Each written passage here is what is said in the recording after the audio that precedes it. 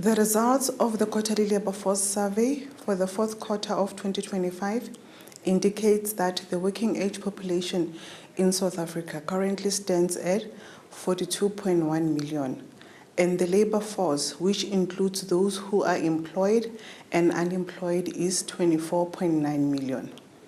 The number of persons outside the labor force, which includes those in the potential labor force, was recorded at 4.6 million, and others outside the labor force was 12.5 million, which increased by 248,000 to 17.1 million in the fourth quarter of 2025.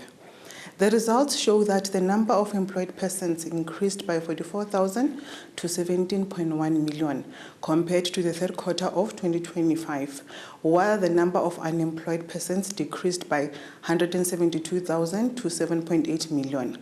These changes in employment and unemployment resulted in the official unemployment rate decreasing by 0.5 of a percentage point to 31.4% in the fourth quarter of 2025.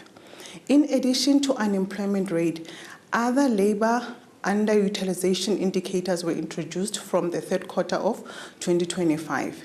The indicators are the combined rate of unemployment and time-related underemployment, which decreased by 0.6 of a percentage point to 34.3%.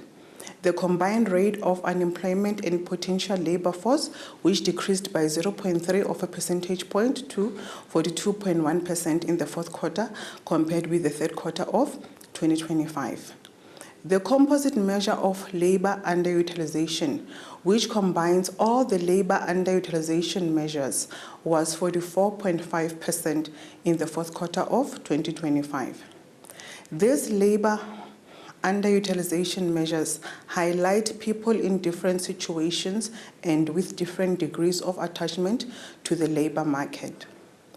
The number of persons employed in the formal sector increased by 320,000 in the fourth quarter of 2025, and those employed in informal sector decreased by 293,000 over the same period.